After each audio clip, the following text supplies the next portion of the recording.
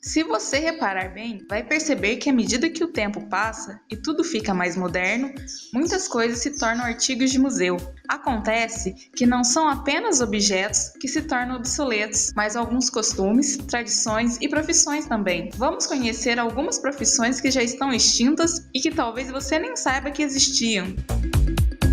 Antes mesmo de organizados sistemas de esgotos, a grande quantidade de despejos humanos na cidade de Londres acabava indo direto para o rio Tâmisa. Isso, juntamente com a imundície geral da cidade, fez com que Londres não fosse exatamente o melhor lugar para se cheirar. Isso fez com que a atividade de espalhar ervas se conduzisse a uma profissão na Inglaterra durante o século XVII. O trabalho de um nobre espalhador de ervas era, geralmente, conduzido por uma mulher, da qual era preciso distribuir ervas e flores com odores agradáveis por toda a área nobre, numa tentativa de mascarar os odores desagradáveis que cercavam a cidade. As espalhadoras de ervas estariam presentes em eventos da nobreza, com vestidos extravagantes e cestas para carregar suas ervas. Embora a profissão nunca tenha realmente acabado, não existe mais nenhum trabalhador com esse título de nobreza. O último monarca a contratar alguém com esse trabalho foi George IV, em 1820.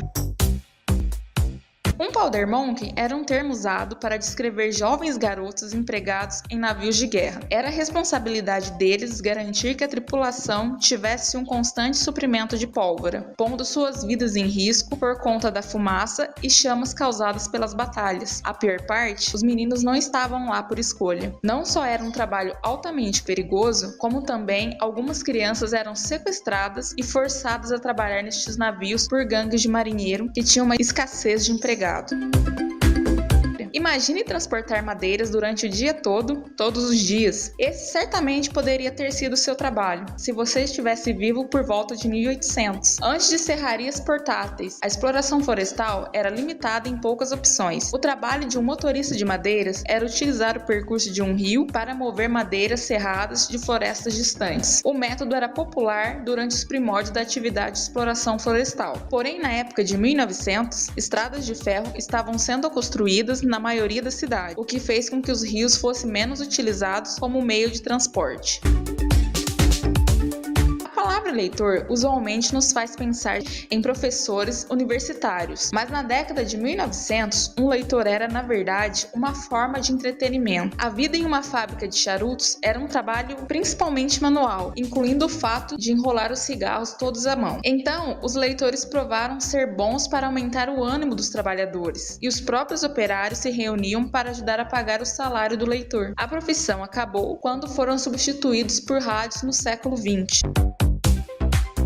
Coletar sanguessugas é uma profissão que vem desde a época medieval. E sim, é exatamente o que você acha que é. No começo do ano de 1800, sanguessugas eram altamente populares em usos médicos e foram procurados pelos cirurgiões em toda a Europa. O aumento da procura sobre os pequenos sanguessugas levou a uma profissão que se dedicou a colecioná-los. Os trabalhadores, sendo a maioria mulheres, iam percorrer lagoas em busca das criaturas. Atraí-los era simples, só mostrar um pouco de pele. As mulheres colocavam seus pés na água para atrair os vermes. Como todos os trabalhos, ele veio com seus riscos. Um grande número de colecionadores contraiu doenças do sanguessuga.